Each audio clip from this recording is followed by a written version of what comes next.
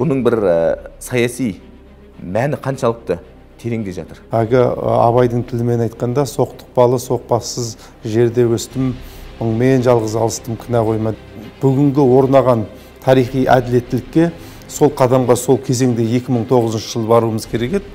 Экс-мәжілісімен Амангелді Айталы дәл осы атаулы мереке қатарынан түсіп қалуын волюнтаризмнің айқын көрінісі деп бағалапты. Шынында да кешегі ескі жүйедегі, ескі Қазақстанның тұсындағы жіберіп алған қателіктердің барлығы ол халық пен билік арасын соншалықты алыстатып жіберді. Соны бағалай алатындай сондай бір ерекше мереке ретінде қалыптастыруымыз керек. Мына жаңа Қазақстанның бір жаңаруының, бастау алуының бір белгісі осы республика күнін қайтаруы. Я болмаса мемлекеттік мереке қатарынан алып тастауынан бір саяси астар іздеуге бола ма? Сол ескі Қазақстанның тұсындағы жіберіп алған қателіктердің барлығы сол өткен заманмен, өткен кезеңменен солай қалуға тиісті. Сізге қазір Қазақстандағы мерекелердің санын қысқарту керек деген тапсырма түссе, сіз қай мерекелерді тізімнен сызып тастар едіңіз?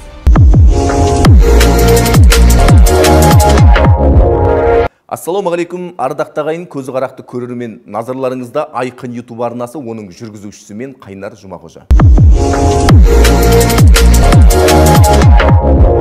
Я достар, біздің YouTube канал өткір сұрақтар мен жүйелі жауаптарға һәм салмақты сараптамаға толы.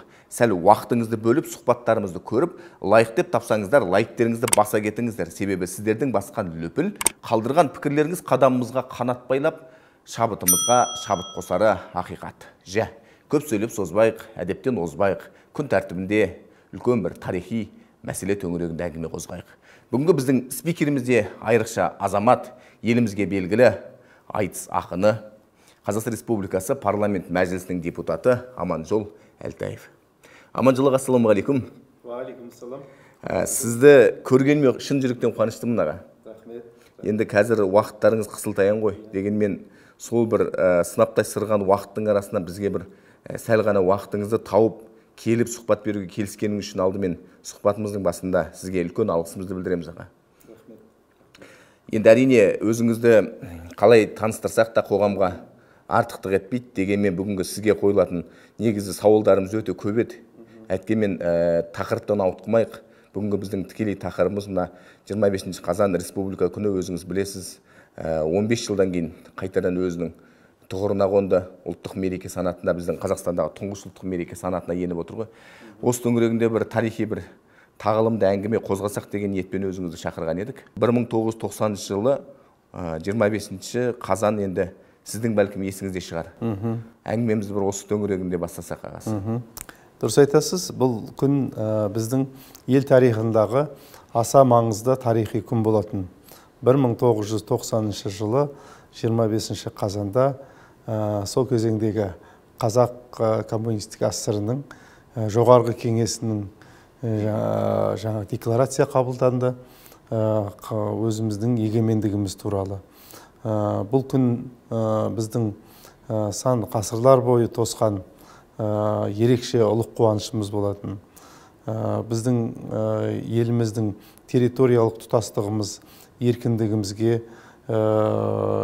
егемендігімізге қабылданған декларация барша қазақстандықтардың өзінің елінің болашағын ойлайтын, келешегін ойлайтын, ертеңін ойлайтын әрбір саналы азамат үшін тарихи ерекше күн болатын.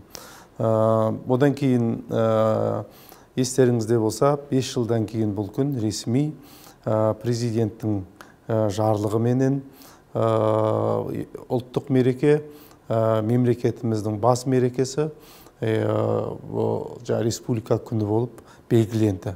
Енді осы 30 жылдың ішінде, біздің 30 жылдан сәл артық уақыттың жылдың ішінде әртүрлі өзгерістер болды. Оны білесіз, 2009 жылы сол кездегі президенттің жарлығымен бұл ұлттық мереке республика күнін атап өту тоқтатылды.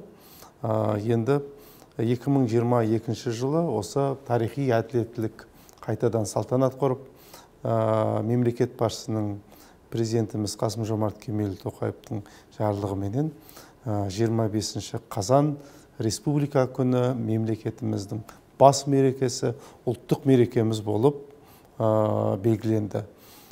Сондықтан да бұл күн, бұл жаңағы 25 қазан әрбір осы Қазақстан азаматы үшін ерекше маңызды ұлттық бас мереке болып жүрегінің төрінен орын алу керек деп ойлаймын.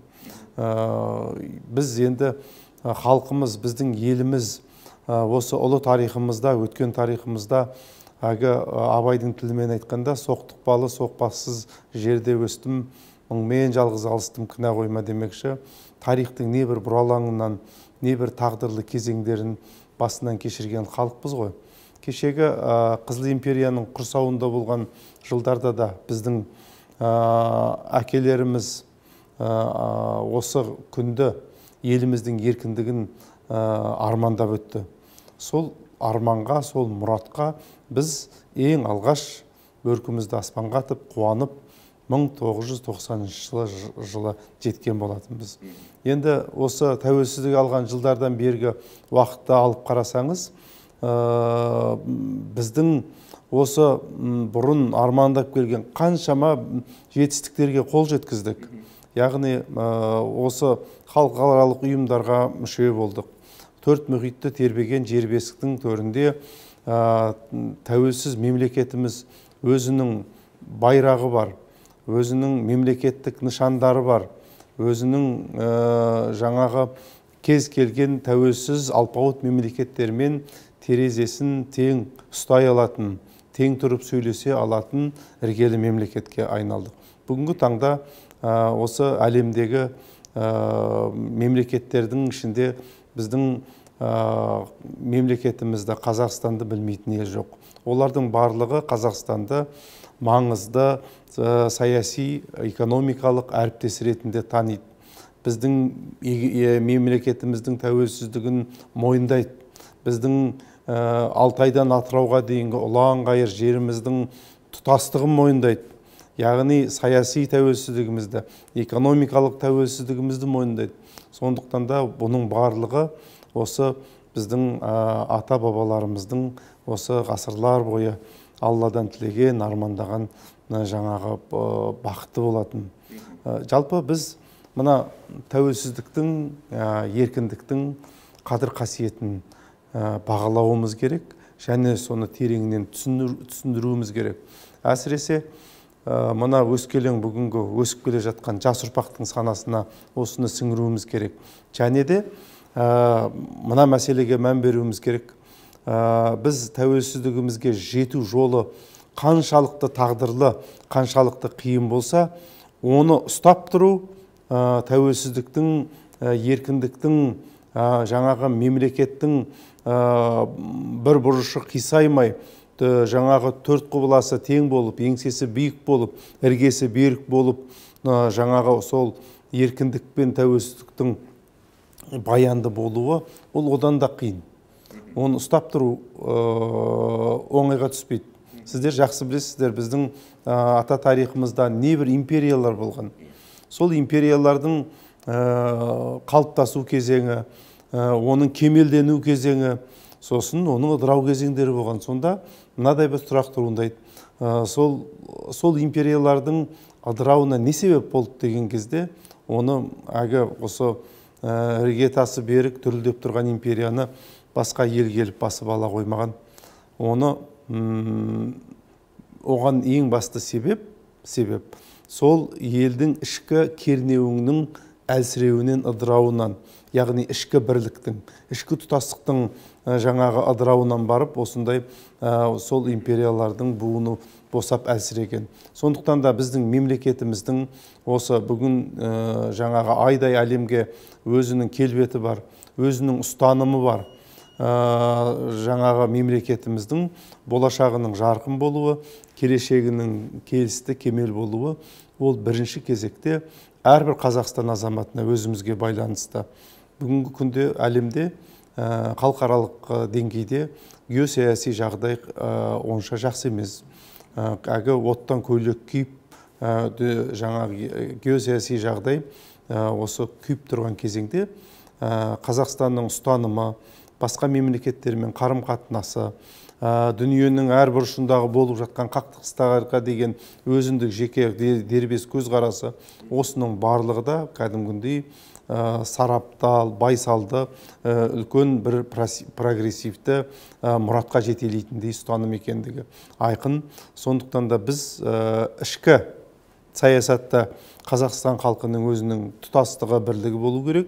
Сыртқы басқа елдермен қарым-қатынаста, яғни дипломатиялық қарым-қатынас, олар менен әрқашан бейбіт қарым-қатынастың саралы жолы. Бұл жөнінде жаңа мемлекет басшысының әрбір іс әрекетінде де, айтылған сөзінде де бұл айқын көрініс тапқан. 25 қазан 1990 жылы сіз қанша жаста едіңіз? Дұрыс айтасыз. 1990 жылы 25 қазанда мен небәрі 19 жастағы студентпін. Яғни екінші курс оқып жүрген студентпін. Осы бір сәтті бір есіңізге салыңызшы бір. Сонда әлі көз алдымда, есімде. Сол күні біздің сол университеттегі ұстаздарымыз сол күнгі бізге жаңағы өткен әрбір сабақтарымыздың өзі ерекше бір қуанышты жағдайда болды. Ұстаздарымыз келіп, сүйіншілеп бізге, студенттерге жаңағы құтты болсын айтып, енді осы егемендік алған еліміз бұл сан ғасырлық біздің арманымыз еді. Бүгін сол арманымызға жеттік. Біздің еліміз бүгін тұңғыш рет өзінің жаңа тарихында жаңағы егемендік туралы өзінің декларациясын қабылдады. Ендігі елдің ертеңі сендерге байланысты деген сөзді сонда ұстаздарымыз айтқан болатын. Сол кезде енді жалындап тұрған студент жастар ғой, бір-бірімізден жаңағы сүйінші сұрап, жаңағы осы ендігі кезеңде сол еркін еліміздің ертеңі үшін әрқайсымыздың бойымызда жауапкершіліктің бар екендігін сол сәттен бастап біз жүрегімізбенен сезіне бастадық. Енді ол білесіздер, мына ұлттық сананың оянуы, осы ұлттық сананың оянуы ол жаңағы әрбір азаматқа мемлекеттің еркіндігін, мемлекеттің тәуелсіздігін аңсауға жетелейтін ұлттық сананың оянуы ғой. Ал енді ол 90-шы жылы бір күнде әге жоқтан бар болып бола салған жоқ. Оның бір қалыптасу кезеңі, яғни 80-ші жылдардың екінші жартысынан бастап, яғни жариялықтың келуі, сөз бостандығы, ой бостандығының келуі, жаңағы Горбачевтың билікке келгеннен кейін.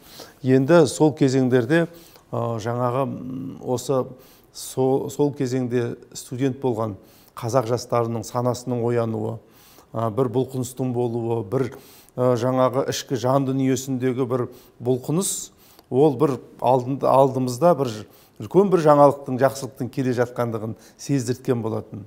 Түсіндіңіз бе? Анау кезіндегі шыққан сол 80-ші жылдардың жаңағы 86-ші жылдан бері қарайғы кезеңдегі тарихи тұлғаларымыздың ақтала бастауы, тарихтың ақтаңдақ жылдарын қайта қарауымыз, сосын бір кезеңде оқуға тыйым салынған тарихи тұлғаларымыздың бірінен кейін бірінің ақталып, олардың кітаптарының жарыққа шығуы, осының барлығы біздің сол кезеңдегі қазақ жастарының ой санасын, ұлттық санасын осы жаңағы жарқыратып аша түсті деп ойлаймын. Сол оған дейін кезеңде де тіпті мына қазақ жазушыларының Ілияс Есенберлинердің жаңағы шығармаларын, тарихи дүниелерін оқып, жаңағы Қаһарды оқып, Алмас Қылышты оқып, осылардың барлығынан кәдімгі әрбір жастың жүрегінде тулап тұрған елдің ертеңіне деген үлкен бір патриоттық сезім. Осының барлығы пісіп жетіліп келіп, 90-шы жылы еліміз жаңағы өзінің ең алғаш егемендік декларациясын қабылдаған кезде, әрине, кәдімгі санасы оянған әрбір жас оны үлкен бір жақсы тарихи оқиға ретінде бағалайды, және де оны үлкен қуанышпен қабылдаған ақиқат. Ең алғашқы сүйіншілеген ұстазыңыз есіңізде ме? Сол кезеңде бір ғана ұстаз емес, сол кезде біздің жаңағы Сұлтан Рахымжанов деген ұстазымыз, сол кезеңдегі жаңағы кім Төлеген Қашкеміш деген ұстаздарымыз болды, Задан Тасқалиев деген ұстаздарымыз болды. Осы ұстаздарымыздың барлығы қуанбағаны жоқ. Әрқайсы өзінің сабағын сол құтты болсын айтып немен жаңағы сондай бір патриоттық сезімменен, тебіреніспен бастады. Құтты болсын. Бұл біздің арманымыз еді. Ата-бабаларымыз, және де біз филолог мамандығы болғаннан кейін сол тікелей осы өзіміздің төл тарихымызға деген соның уызын ішіп өскен ұрпақпыз ғой. Күнделікті сабақта да сонымен байланыстырып. Сондықтан ұстаздарымыздың қуанышы, біздің жүректегі қуанышымыз бір-біріменен жаңағы ұштасып, бір керемет сол күн болғандығы есімізде. Жақсы. Енді осынау бір тарихи мерекеге бір тереңірек тоқталайықшы аға. Мына 92 жылдан бастап өзіңіз айттыңыз, мана атаулы мерекенің қатарында болған екен. Кейін 2009 жылдан бастап 2001-2009 жылдар арасында бұл мемлекеттік мереке дәрежесіне дейін көтерілген екен. Кейін 2009 жылдан бастап бұл республика күні бір атаулы мереке былай тұрсын, қатардағы күнтізбедегі бір атаулы мерекелер қатарынан да алынып тасталыпты. Мұның бір себебі неде деп ойлайсыз? Енді сол шын мәнінде сол 25 қазанда ең бірінші декларация қабылдаған еркіндіктің алғашқы қоңырауы қағылған күнді атаулы мерекеден алып тастау бұл әрине қателік болды. Енді онда бірнеше өзінің себептері болды. Мына 16 желтоқсан оқиғасына байланыстырып, енді 16 желтоқсан оқиғасын өзіңізде жақсы білесіз, қандай қазақ жастарының азаттық үшін жалпы тәуелсіздіктің 86 жылғы желтоқсан оқиғасы ол ең бірінші негізінен жаңағы азаттық үшін арпалысқан жалындаған қазақ жастарының жан бұлқынысы, сол ана тоталитарлық жүйенің осы шынжырын күлпарша қылып ең алғаш соған қазақ жастарының жан айқайы ол 86 жылғы желтоқсан оқиғасынан басталады ғой. Сондықтан да сонымен байланыстыра отырып біз жаңағы тәуелсіздік күні деп сол 16 желтоқсанды белгілеген болатын. Бірақ негізінен сол кезеңде біз мына бүгінгі орнаған тарихи әділеттілікке сол қадамға сол кезеңде 2009 жыл баруымыз керек еді. Яғни тәуелсіздік күнінің жаңағы өзінің маңыздылығын өзінше сақтап, ал 25-ші декларация қабылданған күнді мемлекетіміздің бас мерекесі, ұлттық мереке ретінде республика күні деп сол қалдыра беру керек еді. Оған не кедергі болды? Сол кезеңдегі саяси жүйенің сол кезеңдегі негізгі ұстанымы, шешімі осындай болды.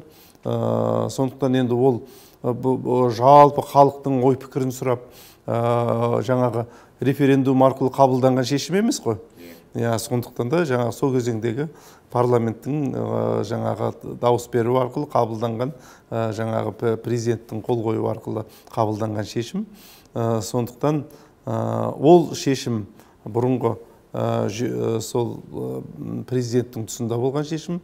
Енді қазіргі мемлекет басшысы осы ел тізгінін қолына алғаннан кейін 2019 жылы, осы 22 жылы осы тарихи әділеттілікті қайттан қалпына келтіріп, осы барлығы өзінше дұрысталды деп ойлаймын.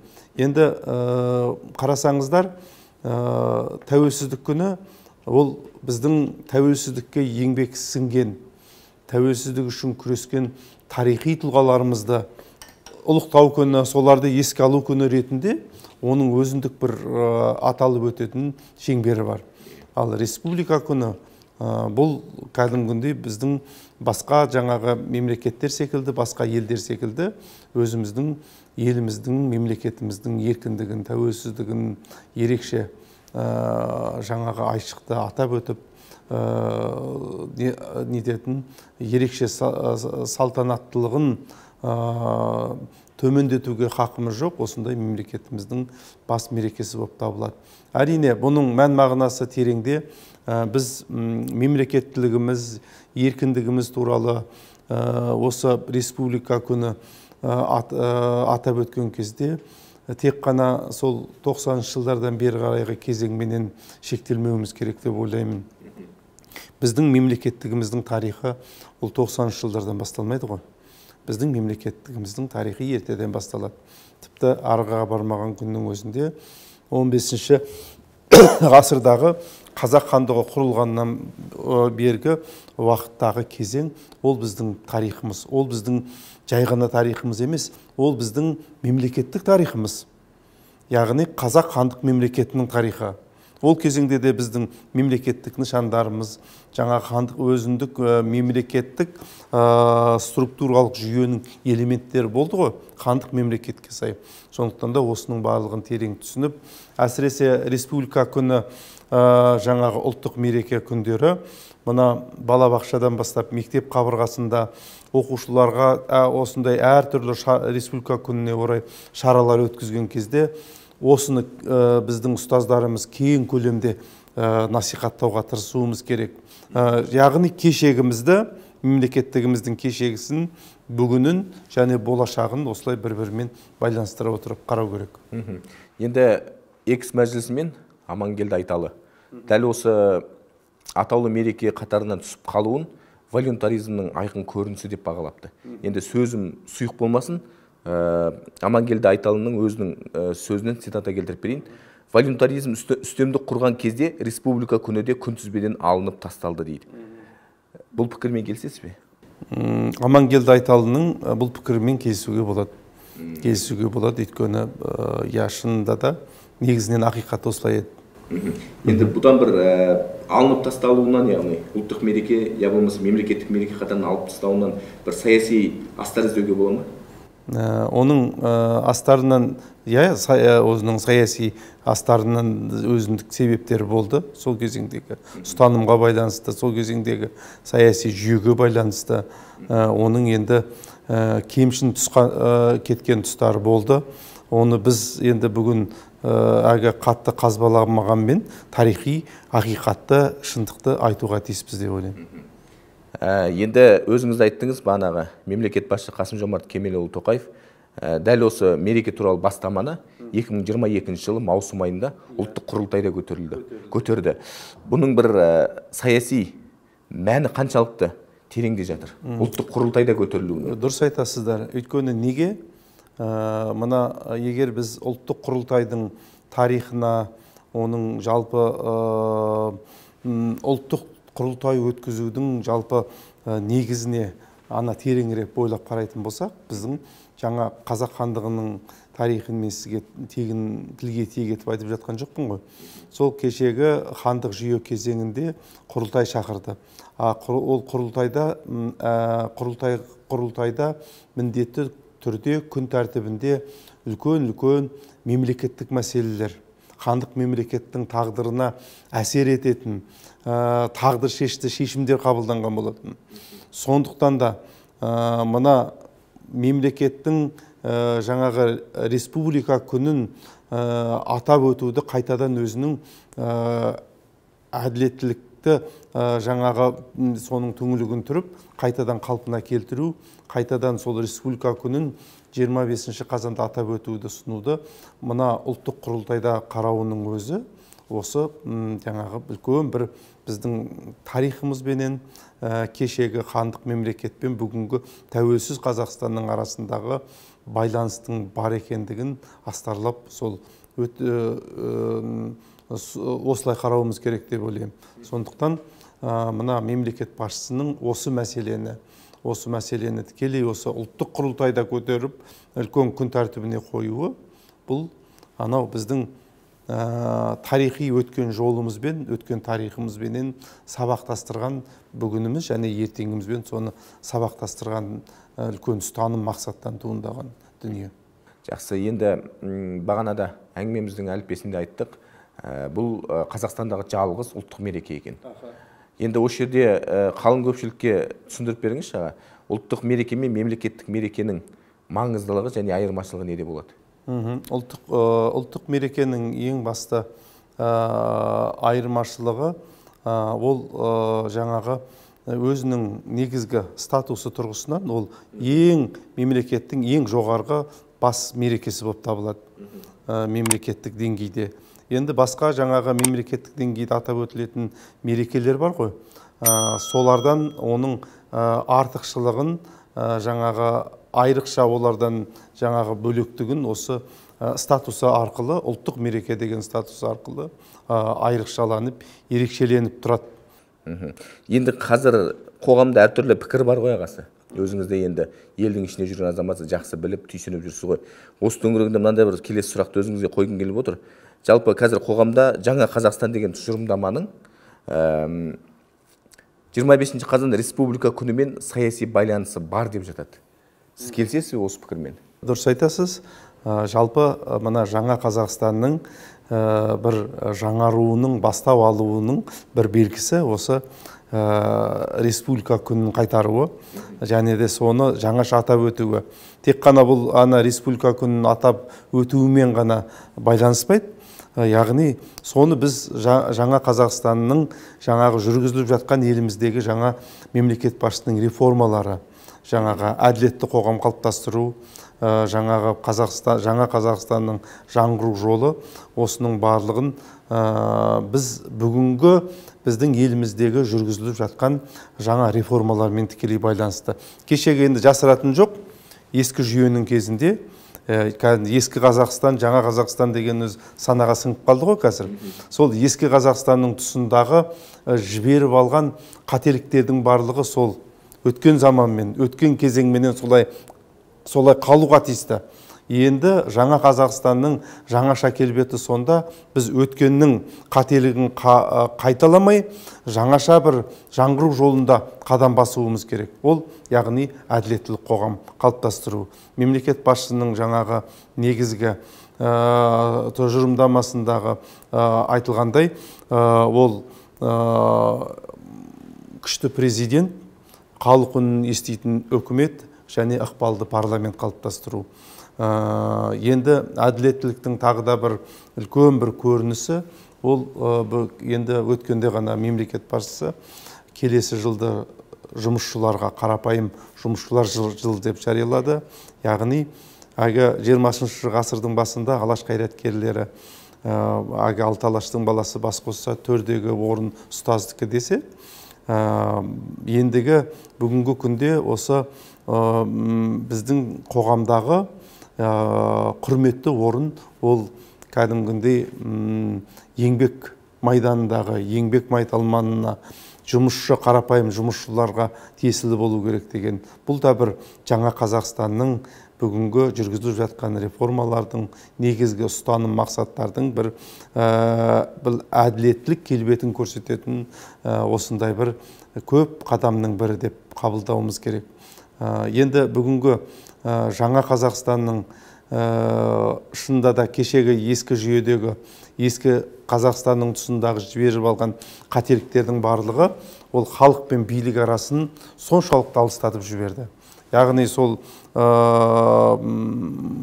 жеке басқа табынушылық, жоғарғы биліктің маңайында кландардың қалыптасуы, жаңағы мемлекеттің саяси билігі сол кландардың жаңағы ықпалында кетіп қалуы, жаңағы шетелге кетіп жатқан сол кезеңдегі кеткен мемлекеттің жымқырылған қаржысы, осының барлығы біздің мемлекетіміздің дамуына тұсау болғандығы, жаңағы халықтың билікке деген сеніміне сол екі ортасында перде болғандығы, елдің жоғарғы билікке деген сенімінің әлсіреуіне осындай бірнеше тағы да айта берсе кете береді факторлар себеп болды.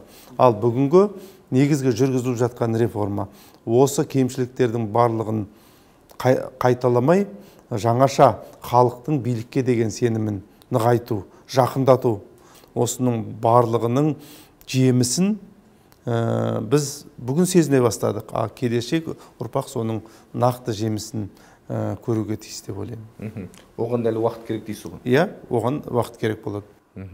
Енді бағанадан бері айтып жатырмыз ғой, ұлттық мереке деп. Жалпы бүгінгі отандастарымыз осынау ұлттық мерекенің маңыздылығын, қадір қасиетін қазір қай дәрежеде сезінуде сіздің ойыңызша? Енді мен сізге қазір осыны бүкіл қоғам мүшелері, әсіресе жастар керемет барлығы сезінеді десем, ол артық айтқандық болады. әлі де болса сол жастардың санасын оятып, осы ұлттық мерекенің қадір қасиетін түсіндіру жетімсіз болып жатыр деп ойлаймын. Бұл тұрғыда жаңағы біз енді мына өзіңіз ұстап отырған телефондағы әлеуметтік желідегі контенттерден бастап ақпарат құралдарында жаңағы ақпарат құралдары арқылы радио, телевидение арқылы, газеттерде болсын, осының барлығын бірлесіп кешенді түрде жұмыс жүріп отыру керек. Мына әрбір қоғам мүшесінің, Қазақстан азаматының жүрегінде мына мемлекетшілдік сана қалыптасу керек. Сондықтан ол дегеніміз жаңағы бір-біріменен тікелей байланысты. Тек қана мемлекет тарапынан ғана емес.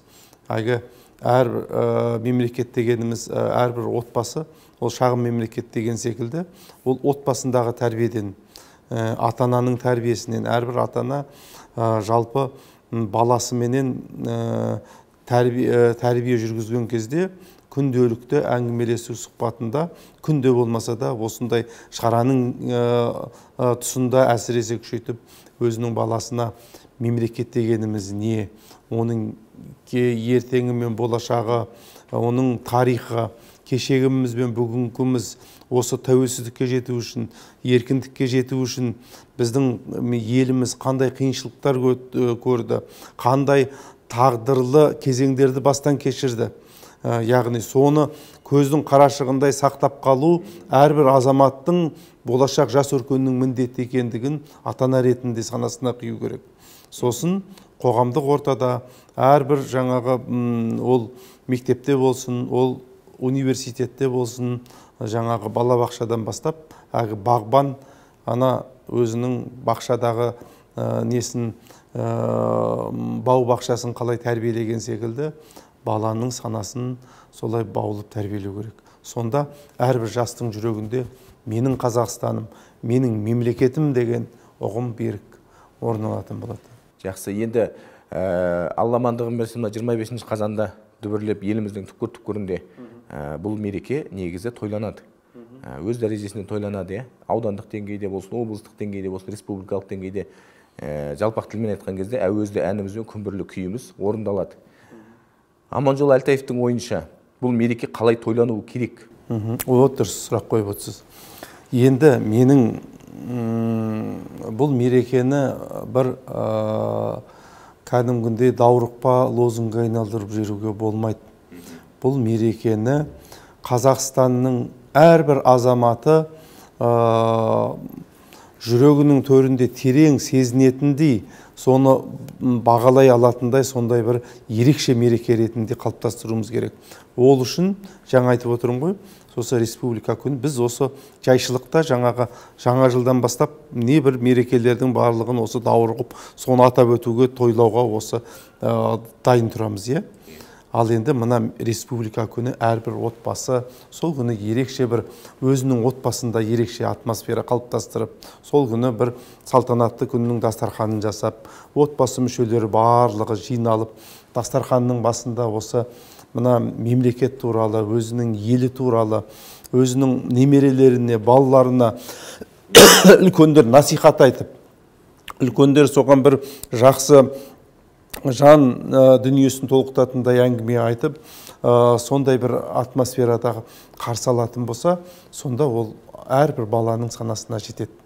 Сосын енді оның сыртында әрине республика күні мына әрбір осы ақпарат құралдары арқылы, осы әрбір мемлекеттік мекемелер ғана емес, жаңағы мектептерде, жоғары оқу орындарында осы республика күнінің ерекшелігін айқындайтын шаралар өту керек. Жақсы.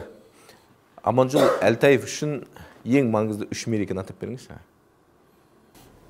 Ең маңызды үш мереке дейсіз ба? Ол біздің, мен енді арасын бөліп арасына арқан кермейін. Ол біздің жаңағы тәуелсіздігіміз, ол біздің мемлекеттігіміз, жаңағы республика күні ең бірінші. Сосын екінші бір ерекше мереке, ол әрине анау ықылымнан келе жатқан күн мен түннің теңескен жаңа тіршіліктің бастау алған Наурыз мерекесін айтқан болар едім. Осындай мерекелерді мен ерекше айтатын.